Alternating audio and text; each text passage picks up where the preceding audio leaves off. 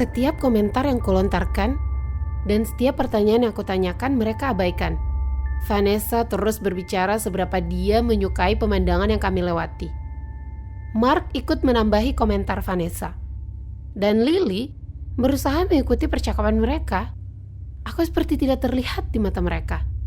Sesekali mereka akan bertanya kepadaku, tapi jawabanku tidak pernah terdengar.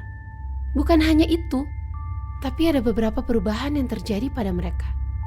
Vanessa terus melihat pemandangan di luar dengan senyuman yang terlihat bodoh di wajahnya. Mark terlihat tersenyum dengan tatapan kosong, dan Lily terdiam menyeringai sambil melihat keluar jendela. Mereka bukan lagi teman yang kukenal tumbuh bersamaku. Orang-orang ini sudah menjadi mereka, bukan lagi temanku. Mark terus menyetir mobil, kami berputar-putar seperti orang yang kesurupan. Sama seperti yang lain. Mereka sudah menjadi satu. Mereka sudah menjadi mereka.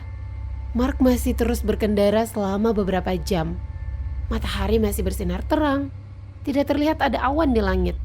Semua area pertanian ini terlihat sama persis dengan tanah di sebelahnya. Sampai kami melewati bangunan yang menyerupai sebuah gereja. Bangunannya terlihat sangat mirip dengan gereja. Tapi ukurannya seperti sebuah gedung sekolah tua dengan satu ruangan saja. Mark mendadak menghentikan mobilnya. Dia mau melihat bangunan itu. Hei, ayo kita lihat bangunan ini. Jangan, bagaimana kalau ada orang di dalamnya dan kita dimarahi? Tidak mungkin. Jelas sekali kalau bangunan ini sudah ditinggalkan. Dan tidak ada satu rumah pun di sekitar sini. Tentu saja mereka tidak mendengarku. Dan Vanessa terus mengeluh kepada Mark yang masih berkendara memutari bangunan tadi. Sampai akhirnya dia mengambil keputusan.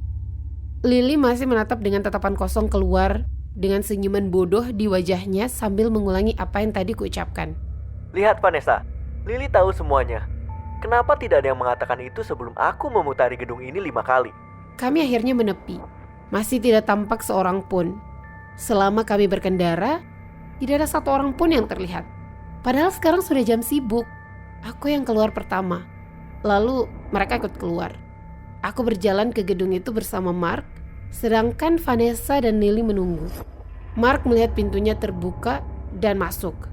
Aku mengikutinya tepat di belakang. Aku mencoba memberitahu dia semua yang kutahu tentang gedung sekolah. Tapi tentu saja, dia tidak bisa mendengarku. Aku sedang memeriksa interior gedung sekolah ini saat Mark mulai memanggil namaku. Keluar dari sana. Tidak, aku masih ingin melihat-lihat. Ayo, keluar dari sana. Mark terus mengulangi kalimat yang sama sampai akhirnya aku menyerah dan keluar. Coba kau foto gedung itu. Dia memberikan handphonenya walaupun aku sudah mengeluh tidak mau. Aku memotretnya dan kami kembali ke mobil. Dan hal yang sama terjadi seperti di perjalanan tadi. Sebaiknya kita kembali sekarang. Sudah 4 jam kita berkendara. Mark sepertinya mendengar sedikit dari perkataanku tadi, karena dia berbalik melihat ke arahku.